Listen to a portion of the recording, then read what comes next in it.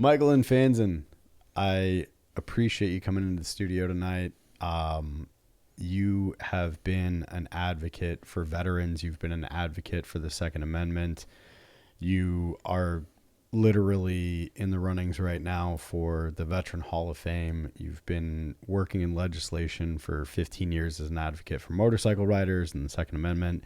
I believe at one point I heard that there has not been a piece of legislation in Arizona protecting the Second Amendment or attempting to go after gun rights in Arizona that you haven't stood in front of or put your little touches on. And so, first of all, I just want to thank you for everything that you've done for our Second Amendment rights. Thanks for having me. I appreciate it. Absolutely. And it cracks me up as well because I believe I originally met you at a banquet and, didn't think anything of it. Was just, yeah, he's a super nice man. Saw you at a few gun shows when I was working there with my company. And then I think I saw you at another banquet. I saw you at the GOA event. And we just kept running into each other.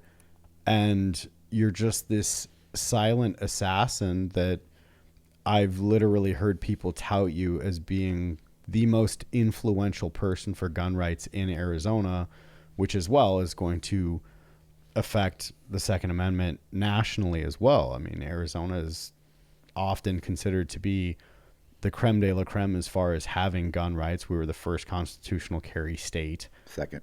Were we? Yes. Alaska's first. Really? Yes. I didn't know that. Yep. See? And that's why you're here tonight. Going to Alaska. Yeah. I don't know. Alaska's always been a constitutional carry state, though. Okay. We were the first one to get that law amended, but Roger. Alaska's always been. They can go buy firearms in the grocery store. Yeah. Well, I hope you work on that legislation next. I'm trying. I mean, at one point, Walmart, yeah, we used to be able to do that, but anyway. So when we were discussing this, I was attempting to get a little bit of a bio about you so that I could intro you and even attempt to scratch the surface of, the accolades and appreciation that you deserve. However, you're one of the most humble people that I know. And so even getting a bio out of you to entice people to be excited about who you are and all the things that you've done, all that you said was, and I quote, "I'm a Marine who never stopped serving," which fantastic statement. However, you're just a really humble man who's done a lot for a lot of communities that appreciate you. And if you could, and it's probably awkward, tell us a little bit about yourself. Tell us what you've done. I grew up in Miami, Florida, single mom, and she worked her butt off. Now, my mother was a former hippie. She went to Woodstock. First concert she ever took me to was Led Zeppelin. I was probably 4 or 5 years old. First real concert I remember, she took me to see Harry Chapin. Cats in the Cradle dude. Yes, sir. So she was a great mom. And she instilled that community service. You can change the world type mentality. And she told me once, after I was an adult, that, we tried to change the world in the 60s and realized we couldn't do it. Yeah. As a group of generation, we couldn't do it. But come to realize that one person can change the world if you start in your own little community. Yeah. And I took that and kind of ran with it. I spent almost 8 years in the Marine Corps on active duty, in the infantry, multiple deployments. I rodeoed for a living for close to 10 years. I was a horseshoer, finished college, got a graduate degree in theology, pastored 2 churches here in Arizona. Left and went back serving in serving our veterans and military at the university, and I was a college counselor for almost 10 years. Lost my job and I did downsizing and kind of went back to school, got my law degree, and it's kind of the path that took me to being a lobbyist. Yes, sir. So, I always say, I am. People ask, what are those things you're most proud of in your life? Well, I'm proud that I'm a Marine. I earned that. Right. I'm proud of being a dad. I got 3 great kids. I got a son who lives in Chicago and 2 daughters. My oldest daughter, 2 grandkids. She's married and had 2 kids. Great family. She's a great mom. Works her butt off. So I'm proud to be a dad, and I try to be the best husband I can. Not always hit it, but I try. I that's the way I look at life. We have to live life without regrets, without the what ifs. What if I did this or what if I did that? I wake up every morning wanting to go to work, wanting to do something to better the community that I live in, and to give 100%. And I used to teach the kids that if you give 100%, you'll never fail. Even if you don't get it right, you didn't fail. Yeah. And you'll learn from your mistakes. So just give 100% and you'll be golden. Absolutely. And we actually had a little lesson in that last night with our 8-year-old where, she spilled some juice and she's freaking out and she had a major sugar crash and she's crying and I didn't want to get in trouble. And I was like, but you told us the truth. Did you learn anything? No. Okay, well, let's talk about that. Is it okay that you did that? No, it's not great, but you told the truth about it. So are you in trouble? No. My oldest daughter, my son's much older than my girls. And my oldest daughter learned, I don't want to say the hard way, but learned. She was a stubborn one. And tell me the truth and you'll never get in trouble. Right. I had the same rules growing up. If you tell me the truth, if I ask you a question, you tell me the truth, you'll never get in trouble. Right. She lied to us once. She lost everything. Yeah. Posters off the wall. Her mattress went on the floor. She had 2 outfits to wear, and that was it. Lost everything and had to earn it all back. Yeah. Tell me the truth. I don't care. If you did it by mistake, you made a mistake. Big deal. Right. You learn from it. As long as you told me the truth, it's okay. Well, yeah. So we kind of broached that last night, and I said, did I tell you shortly before then that you needed to calm down? Yeah, but you didn't, right? No. How does that work with telling a girl to calm down? I've had zero luck. Look, guys, I'm new at this, okay? I'm stepping into the father role kind of late in the game. But no, and never too late. She responded really well after we had the conversation, and I, was driving home. We had a long drive after this little event that we went to. It was a friend of mine had a book release last night, and she had a little get together at their place, and so the kids amped up on cake and orange juice, and she's probably sneaking soda drinks and all this. But I started talking to my girlfriend, and I put on a little bit of Sam Cooke because my grandma loved Sam Cooke.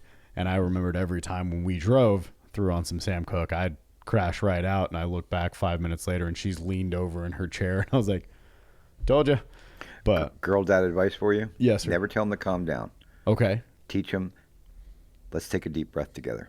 Yeah. Same thing, but it comes across differently. You're You're not telling them to do something. Yes, sir. Okay? You're doing it with them. Okay. Let's take a deep breath.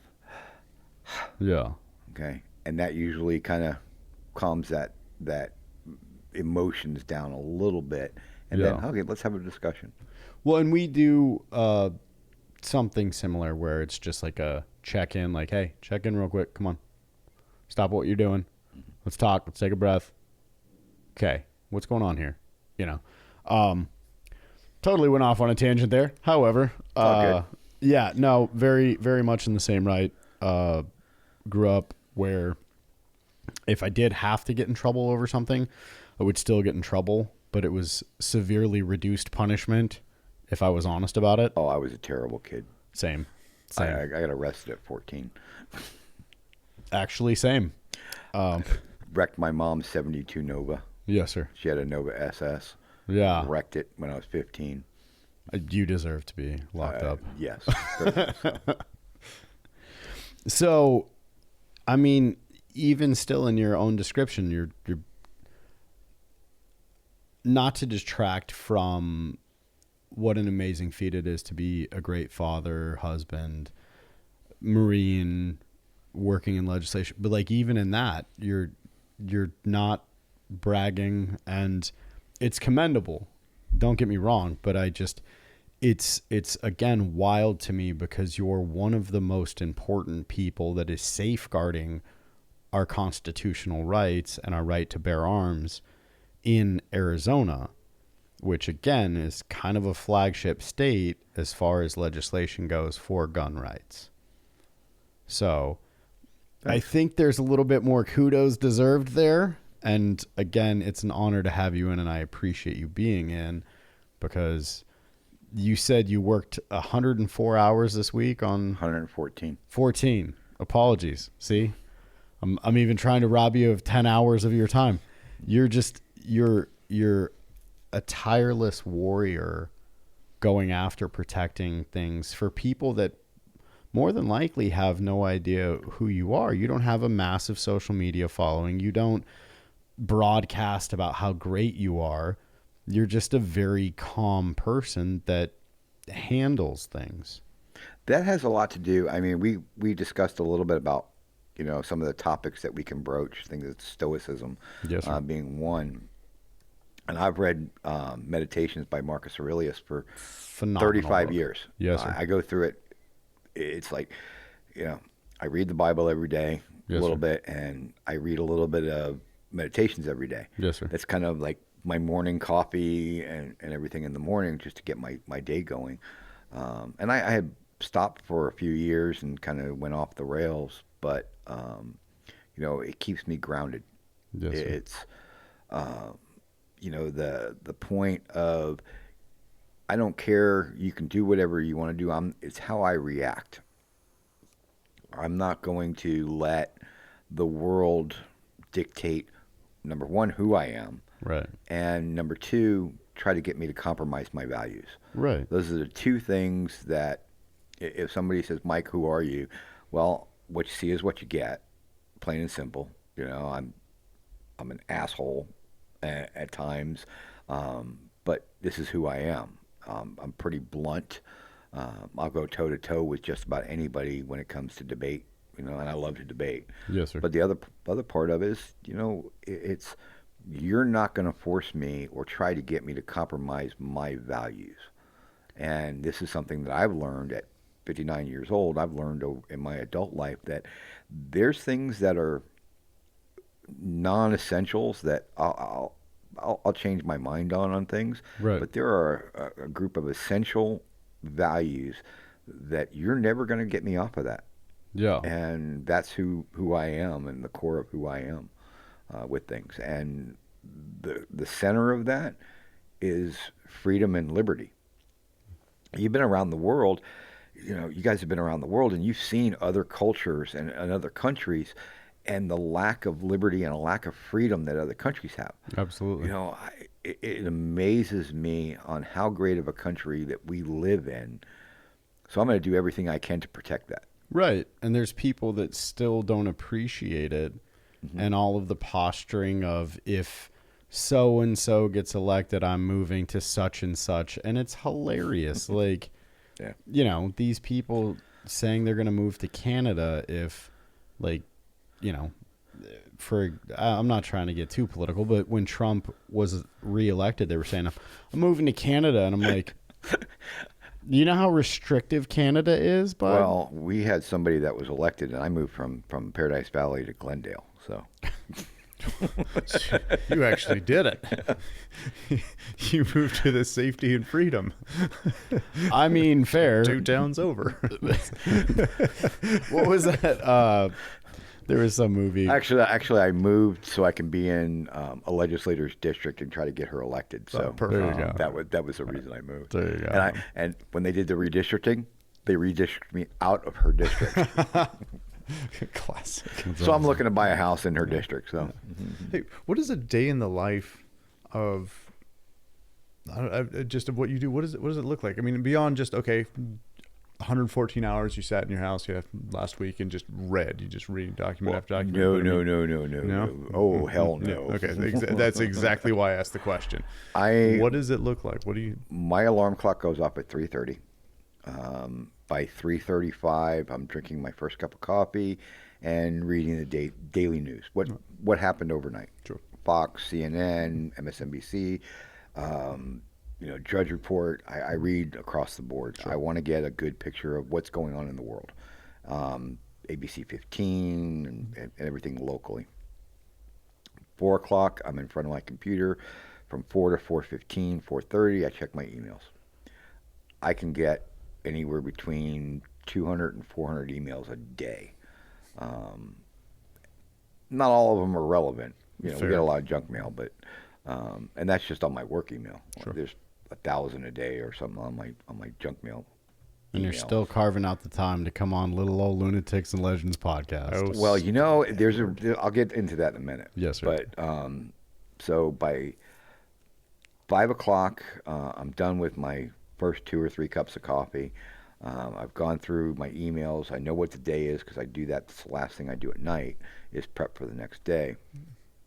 If I have a meeting, my meetings, I don't ever schedule a meeting until after 8 o'clock in the morning. That gives me time to beat traffic or whatever. During the legislative session, I'm usually at the Capitol by 8:30 or 9 o'clock. I'm in the office by 8:30 or so. If I ride my motorcycle to the office, I listen to a podcast on the way, or in the car, I listen to Broomhead in the morning. So it's trying to get things done in the process. There are bills that I got to read in off session. I did research, the constitutional and legal research on getting a policy issue changed. People come to me and say, hey, there ought to be a law about that. Well, guess what, dude? There already is. Right. Or if we need to change something. Last year we had a great thing with veterans. 100% veterans can get the property tax. That was HB 220. I have no idea what the number is. The numbers change every year. Got it. But it was a great bill. Representative Carbone did a great job with that bill. There were some issues with it. Right. But that's what could get passed. So we kind of met with him before session started and said, okay, well, this is what doing. And he takes all the credit for that. Okay, what do we got to come back and do?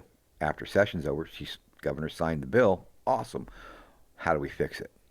Well, there's a $24,000 salary cap on it. Yes, that sir. you can't make more than $24,000. Yes, sir. Well, if you're 100% disabled, you're making over $24,000. Right. So we got there's a couple bills this year that are going to fix that. Yeah. So I work on that in the off session. There are Senator Rogers runs. She's been a champion. Senator Wendy Rogers has been a champion for Second Amendment, trying to get Second Amendment stuff done. Yes, sir. Well, we're just building up the notebook for when we get a conservative governor and that will sign all these bills, and so we know how to get them through. Boom, boom, boom. Well, Biggs is going. I have a notebook about an inch and a half thick, full of bills that we're going to push through. It's going to be crazy. We're going to be number 50 on the Giffords list. So that's my goal. Sir. Yes, sir. But Do you want to break down the Giffords list for people that don't know what that is? the Giffords list is Giffords in every town are funded by former Congresswoman Gabby Giffords and her husband, Senator Mark Kelly. Mm-hmm. Completely anti-gun, and every town is Bloomberg's $1 million a year to try to put more gun laws on the books. That what do they even call it? The sensible gun laws. You know, like, hey, you need to lock up your guns in your house, and if you don't, you're going to get a felony. Well, who's going to come check? Right. You ain't coming in my house. Sorry, buddy. But they're not that anti-gun because They 16. they love shooting themselves, right? Well, They got 16 pictures of them at the gun range. 16 anti-gun bills this session so far, and it's only been 1 week. Yeah, I'm clearly being facetious. Your sarcasm was lost here. Yeah, no, there's the picture Yeah. of Gabby Gifford with an AR in her hand at the gun range, and then there was that failed attempt at Senator Kelly attempting to go purchase a firearm and show how easy it is, and the guy immediately shut him down, and he was like, "Oh, all right." Mm-hmm. You know, listeners can go ahead and look that up, but you know, yeah, they're not my favorite people.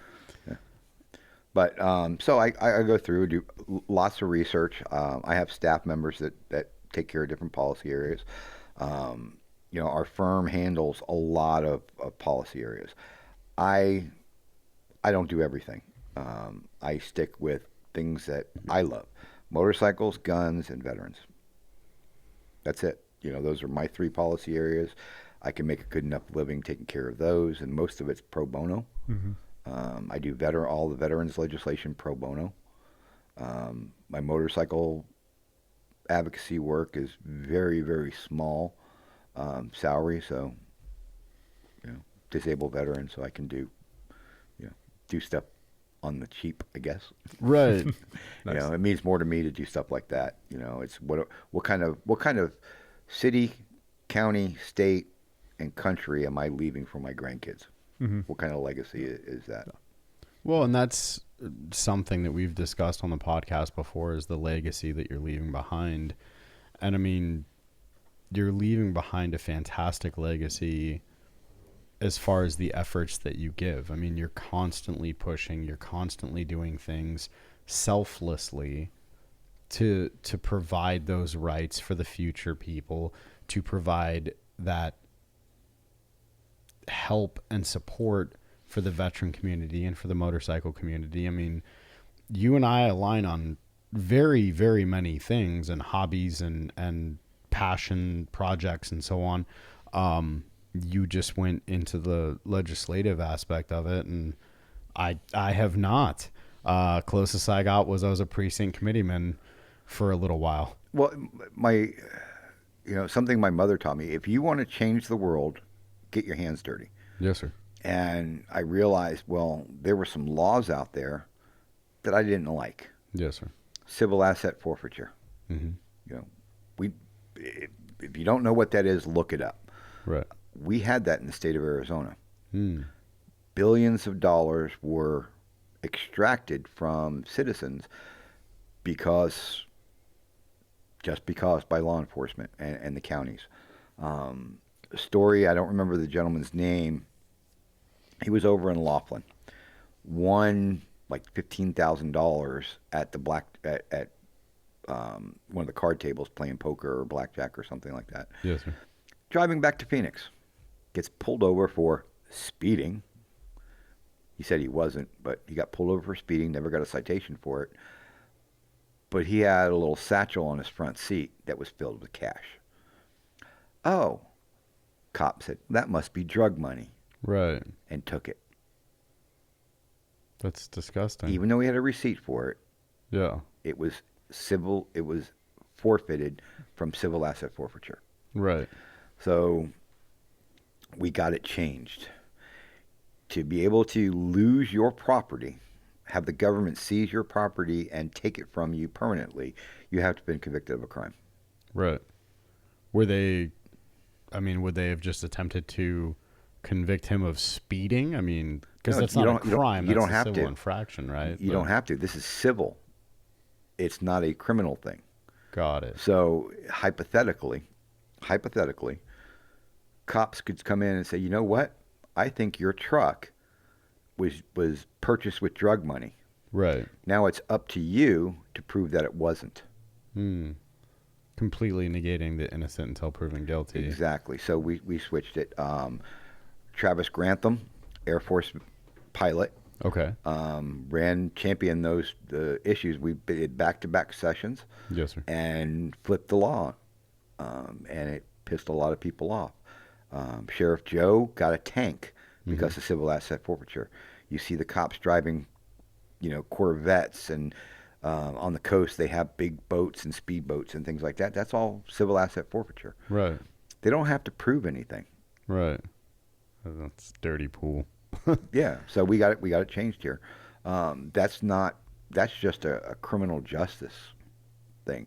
I When I started going to law school, I met with one of the head folks of the ACLU in Washington, Yes, sir. and we got to talking. I said, I'd love to work for the ACLU because I love the fight that you guys take. Yeah. And if you ever get a chance to look at the history of the ACLU, it was actually started on a really great idea. Mm-hmm. They've gone to the left on a lot of issues, and I was told why.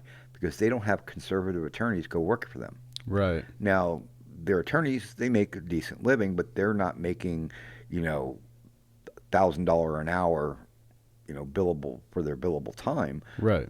They're doing it basically pro bono work, staff things, like a prosecutor does or defense attorney does, public defender does. They do it because they love it. Yeah. And not a lot of right-wing attorneys want to go and do that for a living. Right. And not make any money after having, a couple $100,000 in law school debt. Well, I'm sure. Yeah. So he told me, he goes, if you ever want to move anywhere, get through law school, pass the bar, I'll hire you in a heartbeat because we need right-wing attorneys to fight for civil liberties in this country. It's about the Constitution. So, and that's my thing. I'm a constitutionalist, and I want that constitutional freedoms across the board. Good, bad, and indifferent. We had a discussion about the First Amendment in law school, and we were talking about, most people fight for their right to speak. Will you stand up and fight for the other side's right to speak? Westboro Baptist Church, that, if you remember those, they were protesting. They showed up at my base, actually, yeah. Yeah, they protest veterans' funerals. Mm-hmm. The guys who died in combat, men and women who died in combat, they were protesting them. Right. Well, they have a right to do that. Until the law was changed, they had a right to do that. The Right. KKK, Black Lives Matter, they all have a right to speak their mind. That's a First Amendment right. Right. Okay? I want to make sure they have that right. The folks that are protesting ICE, do I agree with them? No. But they have a right. You can't silence them. I want them to exercise their rights. Absolutely. The more that individuals exercise your rights, your constitutional freedoms and liberties, the more free we are as a country. Yeah, I agree. Want freedom. And I mean, that was a big thing as far as like the legacy of Charlie Kirk. Mm-hmm. Was that he was attempting to bring people to the table to talk. And if you peacefully assemble and you share your opinion and you have a voice and you use your voice, then it creates the ability for dialogue.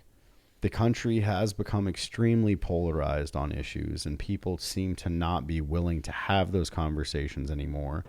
And, it is interesting that the name of Charlie Kirk's company is Turning Point, and his death has largely become a turning point for the country because it's showing that people aren't talking anymore. And that's what Charlie Kirk was always attempting to do, was to create the conversation. Mm-hmm. And, do I agree with a lot of, I don't sway 100% either way, unless it's on the side of liberty, right? That's just who I am. I don't want to get on a soapbox as far as the podcast goes. I have my political beliefs, and I've seen both sides of that coin, and extremism on either direction is ridiculous, except in my opinion, and of course it's because it's my team, when it comes to liberty, right? I think as Americans, we should be as free as possible. We were founded under the concept of this radical idea of self-government. Exactly. Leave me alone. Amazing, unrestricted ability to govern yourself unless you gave up those rights. And it was always viewed as kind of an experiment that Americans would be allowed to be as free as they allow themselves to be. And it gets eroded, it gets eroded, it gets eroded, and men like you step up and push back at the erosion. I've lived around the country. I've lived, grew up in Florida, was stationed in California. Went to college there, lived in Texas for a little bit, lived in Oklahoma for a little bit, but I chose to live in California. I mean, live in Arizona. I chose it not because of the weather. I chose Arizona because of who Arizona is. We are, I guess, the last freedom. We're the Wild West. Somebody can move to Arizona and start over. Yes, sir. People here don't care where you've been. They just care about moving forward from where you are right now.